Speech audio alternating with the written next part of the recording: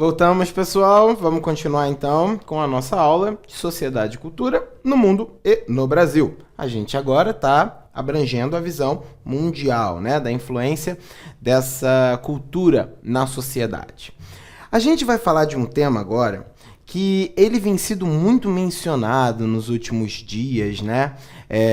Tanto aqui no Brasil quanto no mundo, e ele envolve o evolucionismo.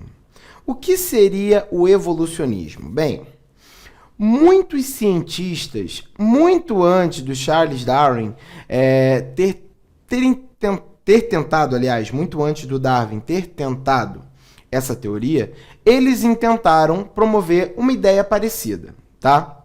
O evolucionismo, pessoal, ele compreende que todos os seres vivos que hoje existem, eles têm um ancestral, né?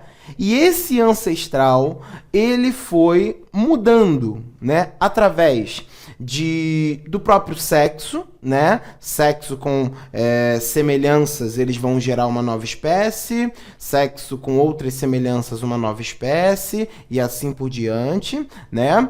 Assim como a própria sobrevivência do mais apto, né? Que não foi uma coisa que o Darwin, ele disse. Foi esse cara aí de baixo, o Herbert Spencer, né? O Darwin, ele quando cria a teoria do evolucionismo, ele compreende que o meio ambiente, ele sempre foi hostil. Ele é hostil com todos os animais, né? O ser humano, ele é o único que não sofre aí uma mudança desde que o Homo sapiens ele surge, porque ele elabora métodos racionais de sobrevivência, né? Mas e é aí que são coisas muito debatidas, né? Porque o evolucionismo, ele vai, por exemplo, eliminar a teoria de que Deus criou todas as coisas, né? A Bíblia, o cristianismo, ele prega que Deus, em sua infinita sabedoria, teria criado todos os seres vivos. Ponto. O evolucionismo está falando, não pode ser.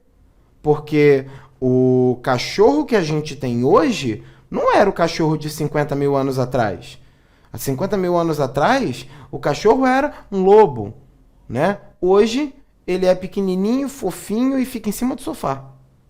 Deus não teria criado esse cachorro, o Yorkshire, o Poodle, o Pinscher. Não, ele teria criado o cão, a espécie canina, né?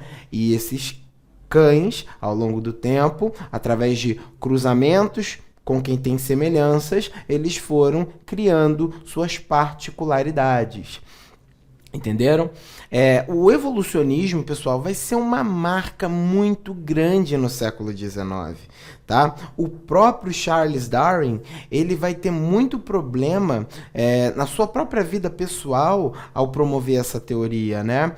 Ele era um cara cristão, tá? Ele era formado em teologia também e ele vê todo mundo praticamente caindo em cima dele. Porque, como eu disse, abordar que as espécies mudaram, você está abordando necessariamente que Deus não criou todas as espécies. É impossível, não tem como, né? Se houve mudança, a não ser que alguém tenha presenciado, né, nos últimos 2.000, 3.000, 4.000 anos, Deus apontando o dedo para a Terra e fazendo uma mutação ali na mesma hora no animal, né? Eu acredito que isso nunca deva ter acontecido, porque senão eu, como cientista social, já teria estudado sobre, tá? Bom, enfim. O Darwin vai ser importantíssimo no campo da ciência, né? Essa ideia dele do evolucionismo, ela é particular à ciência, ao mundo científico, mas aí vai surgir o Herbert Spencer, tá? Um britânico. Esse cara, ele vai pegar o evolucionismo do Darwin e vai enfiar, fazer vamos dizer aí, uma analogia unindo o seu evolucionismo à sociedade, dizendo que o homem, ele não mudou fisicamente, fisiologicamente, mas que ele mudou socialmente num processo bem parecido com o de evolução. aquele de que o mais apto sobrevive, né? E ele vai chamar essa teoria de darwinismo social, tá? O Herbert Spencer também vai ser criticado pra caramba quando ele faz isso, né? Porque muitas pessoas elas não vão compreender o que ele estava querendo dizer, né? Vão achar que ele está falando que o homem mutou. Não. O homem, ele precisou se adaptar às diferenças que foram surgindo, né? E ele cita os próprios exemplos que dão origem à sociologia, né? Tais como a Revolução Industrial, tais como a Revolução Francesa, citando esses exemplos como necessários para mudanças de sistemas políticos, de formas abrangentes de economia, da própria política social, certo?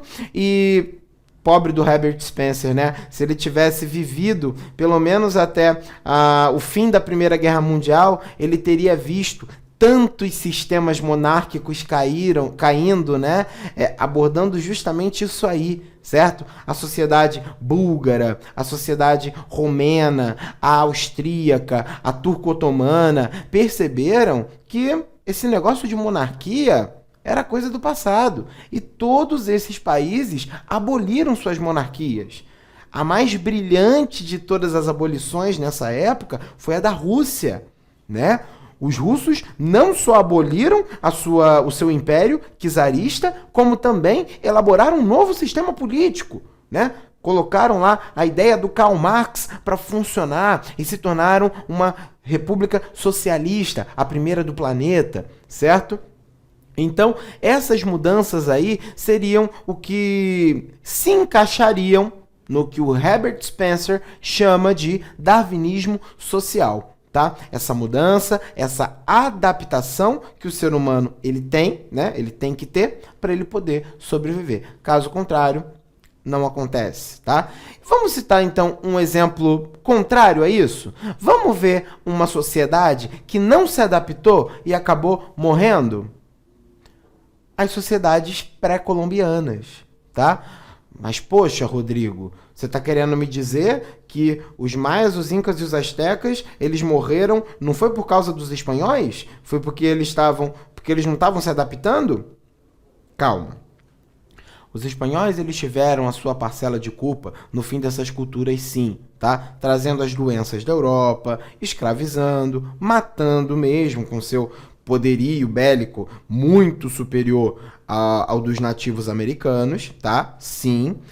Porém, se a gente estuda a fundo essas sociedades, tá? A arqueologia, ela mostra pra gente que várias cidades enormes, pessoal, tá? Com complexos palacianos, com sistema de governo, com partes ali da cidade onde você pode compreender que havia um mercado, algo do tipo, elas acabaram muito antes da chegada dos europeus, tá? Acabaram no século XII, XIII, XIV, no próprio século XV.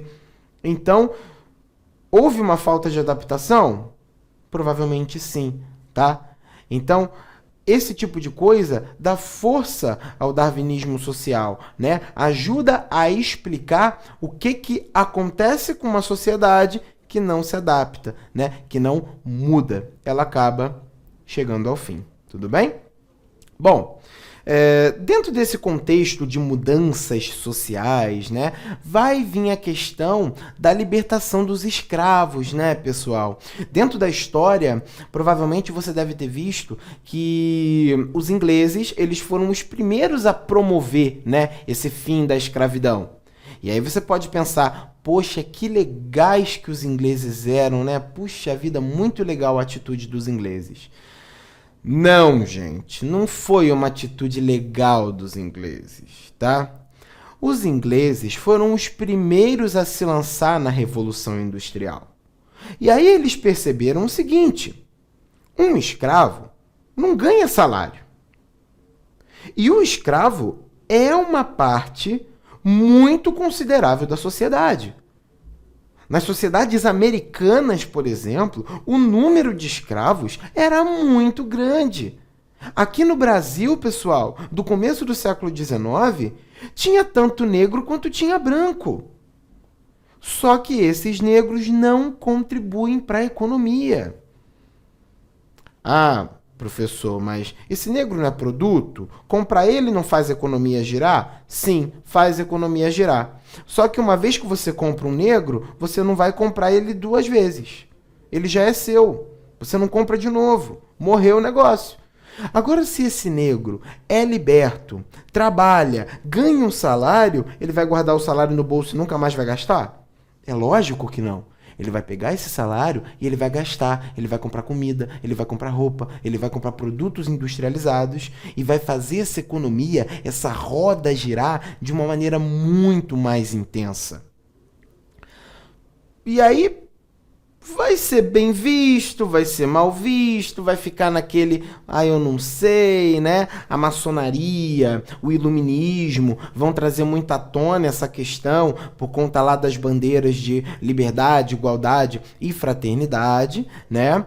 Mas uma vez que os negros eles são libertos no século XIX, né?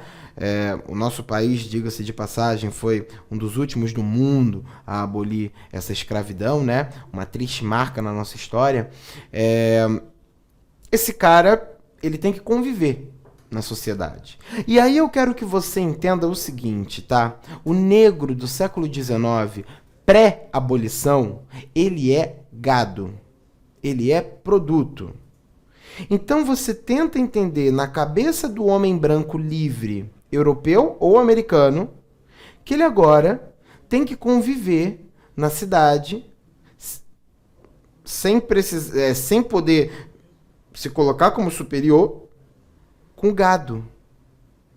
Dentro da cabeça do homem americano do século XIX, ele agora está convivendo com gado, sentando para comer no restaurante com gado, indo para a igreja e vendo o gado entrar. Essa questão, pessoal, vai acabar causando uma ruptura na compreensão do que é o ser humano. E aí, a galera no próprio século XIX vai criar as chamadas raças humanas, né? Então você tem aqui no Brasil, por exemplo, né? Você tem o indígena, você tem o negro, você tem o branco e assim por diante, né? Isso são raças humanas, também podem ser chamadas de etnias, né? A etnia ela vai ser muito mais abrangente porque ela vai citar a própria cor da pele. Então aí ela já abrange cafuso, mulato, né? Dentre todas essas outras coisas aí. As raças humanas, elas vão ser um dos principais critérios para o século XIX ter segregado o pessoal, tá? Chinês e japonês, por exemplo, eram chamados de amarelos, tá? Vocês não são brancos, vocês são amarelos. É assim. E eram vistos como inferiores por nações ocidentais, tá? Se você quisesse ser superior no século XIX, você deveria torcer para nascer numa família branca, britânica, francesa, alemã, belga, americana, tá? Do contrário, a chance de você progredir na vida era diminuída exponencialmente, tá? E por conta dessas diversas etnias, né, a gente vai ter também uma diversidade cultural muito grande, certo? Houve uma mistura de povos nos séculos antes do século XIX, certo? Muitas pessoas com culturas extremamente diferentes foram retiradas da África e levadas para o mundo inteiro. Pessoal, a África hoje ela tem menos de 100 países. A África pré-neocolonialismo ela tinha quase 300 países. Olha quantas culturas não foram extorquidas dos africanos, né? E elas foram sendo jogadas em todas as partes do mundo. Elas vieram para o Brasil, elas foram para a Europa, elas foram para a Ásia, elas de fato se espalharam, pessoal, tá? Com um número de divindades aí absurdo, tá? A quantidade enorme, tá? E esse pessoal vai precisar se adaptar, certo? Uma vez que ele se adapta, mais problemas são gerados, porque você entende que o seu Deus e a sua religião é a correta e todas as outras estão erradas, certo? Essa é a compreensão de uma religião, né? Você vai criticar a do outro? Não. Mas eu acredito em Alá. Se eu acredito em Alá, teoricamente, eu não posso acreditar em Zeus, em Afrodite, em Krishna, né? Eu não posso. Eu acredito em Alá e assim por diante. Se eu acredito nas divindades hinduístas, eu não tenho como acreditar que só existe um Deus e ele é dono de todas as coisas, né? Essa diversidade cultural também vai gerar muitos problemas, tá? E no mundo inteiro. Óbvio, a parte minoritária sempre vai ser quem sofre mais. Mais um intervalo curto, pessoal, e a gente volta já já.